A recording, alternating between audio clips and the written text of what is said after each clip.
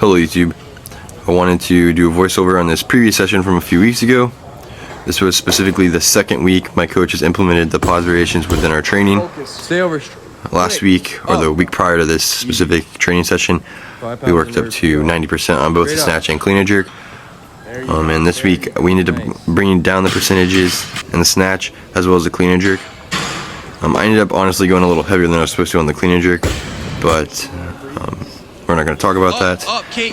Anyways, Kate ended up matching her PR on the clean and jerk off the blocks at 115, which was pretty great since it's been a mental block for her for a while since she hasn't been able to hit it, or if she has hit it, it has not been too easy, but she made this look pretty easy. And then she ended up going for a PR attempt at 120 pounds or 55 kilos, which she ended up making look very easy, as you'll see here.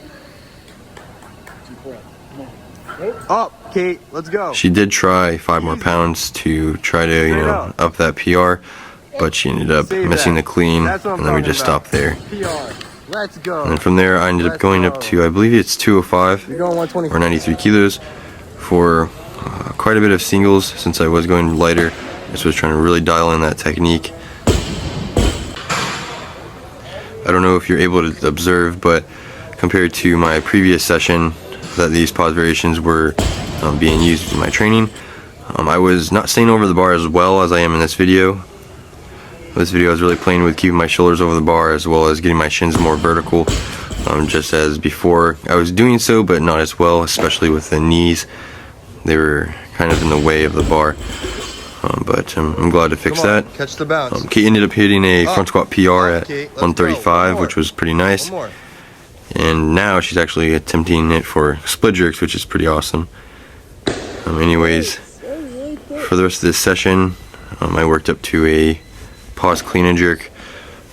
I did 300 for 2 singles, and they're relatively easy, but I was jumping forward, which is quite of an issue, but it is something I'm working on. After this, I did my typical clean pulls at 300 pounds for, I believe, 3 sets of 2. And then I worked up to some front squats for, I believe, 3 sets of 3, I believe. I put a second angle on these 300-pound clean and jerks just because I had 2 angles. And I really like this angle as well. Just the first 2 angles were a little more zoomed in, but you got to see a different side of the lift.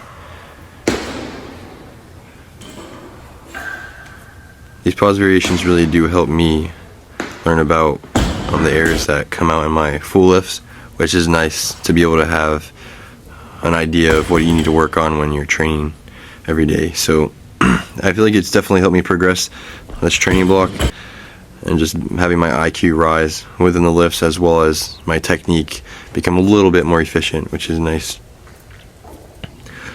Just for my accessory movement of the day, I did some core, but as well I did 3 sets of 3 on the close grip bench press, or at least slightly close grip for me. And I try to pause them and stay slow and controlled just so I can build some stability and just slowly work up to a decent bench press maybe later on in the year. And if you guys didn't know, I was able to bench 300 to 305 at one point when I was about 17, but after high school I ended up stopping the bench press just because it wasn't really ideal for the Olympic lifts. But now I don't see a reason not to add it in as an accessory movement as long as I'm away from competition, and that's what I'll be doing maybe for the next few months to see where I can get with that bench press. Other than that, I'm going to let you guys go, and I'll see you in the next session, which will be posted next week.